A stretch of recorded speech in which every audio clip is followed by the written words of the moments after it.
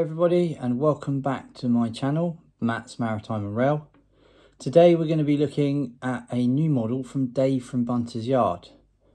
So recently I went to the Chatham Model Railway Show, helping out my friend Lyndon with his layout, Fairford East. Picture coming up on screen now.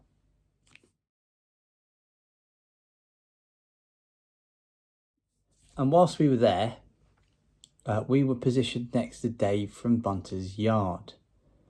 Now he had this spare model of a container ship that he constructed and he didn't manage to sell it. So I said to him, if you don't sell it by the end of the show, I'll buy it from you and I'll make something of it. So let's get into it. We'll have a look at the new model. I'll put some links to it if you want to get one. And then I'll show you what I'm going to do to modernise it and make it look like a modern container ship and the little bits you need to add just to go a little bit further. But today I thought we'd just have a look at the model. Maybe we'll glue some of the whole parts together. And then next week we'll move on to the actual building construction and bits you need to add.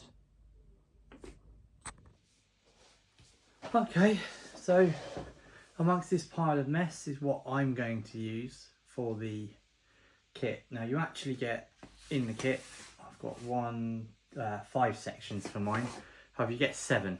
The other 2 are out the way at the moment. So my number 1 is the bow section. This is a bow section. We need to do some modifications to this a little bit. Namely, it's missing its anchor ports, so I'll cut them in. Then you've got your hull sections, an accommodation block. We need to build a bridge for this because it's got nice accommodation, but we do need to put a bridge on the top. It comes with twin funnels as well. Now, most container ships only have one engine. It's most economical.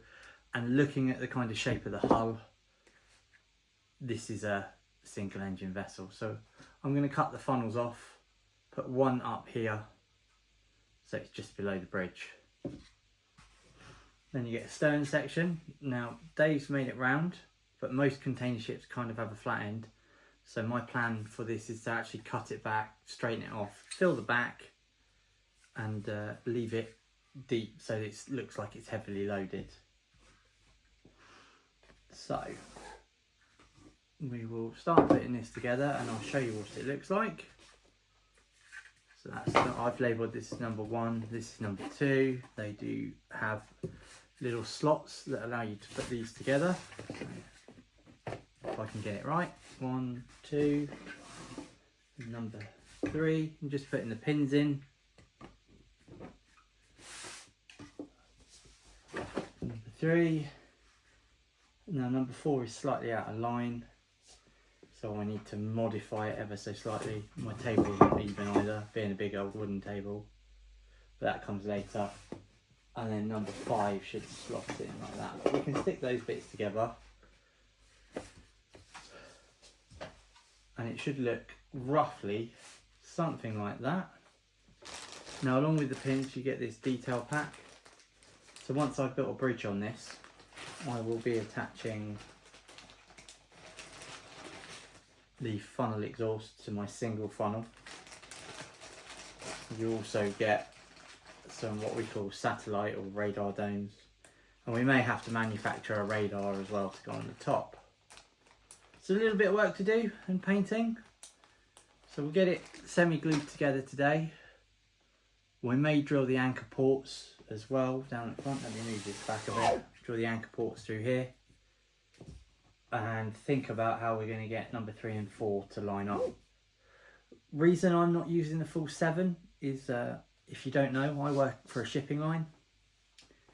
And just looking at the rough size of our vessels, 7 would make this just too long for the width. So it's about, in scale forms, it's 17 metres wide. At 5, it's around about 100 metres, which is about right. But at 7 pieces long, it's about 130 metres. And then really it needs to be about 30 metres wide. So just for a bit of scale and realism, I've shortened it down to make my ship, which is probably why this doesn't line up, to be fair. So I will modify that, as I said, anchor ports. We're going to make a mast on the top of the bridge, and we'll need to make a foremast as well.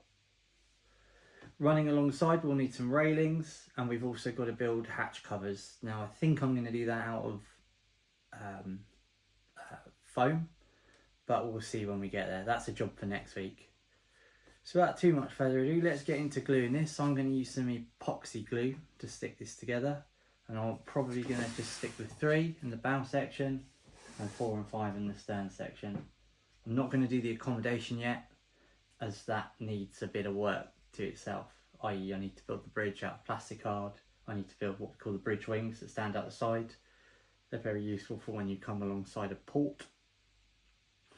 And I've also got to modify the stern to make it more how I would recognise it.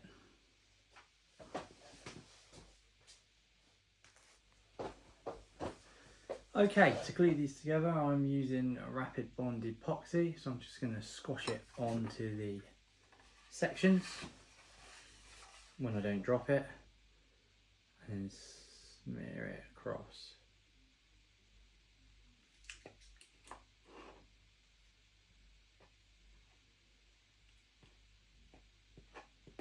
Just spread it out across sections. It's funny really, because when we build ships now in today's world, we do that a little bit more there that we can chew out. Yes, as I was saying, when we build ships, we build them in blocks, very much like we're doing here. I'm just going to take that bit off. Not that it matters hugely, so we can stick that to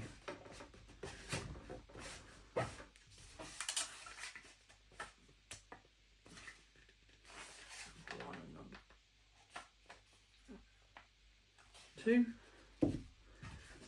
and don't worry if there's a slight imperfection in it, because what we can do is put a bit of filler. So that's the bow now together, so we'll just leave that. I'm going to leave number 3 bit out for the moment. We might stick that on that shortly. And we'll do the same with the stern, so we'll just stick a bit of epoxy rapid on this.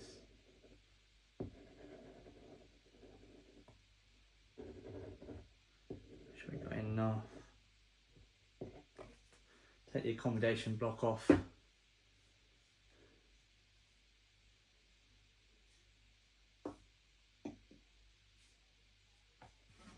then just place the stern on. Now I do need to modernise the stern, as I said, so I need to chop that flat, so this will all be Dremelled off. But we'll probably look at that next week. For now, we just want to get the hull together. And should we do the last one? Didn't mean to do that. It's not quite stuck.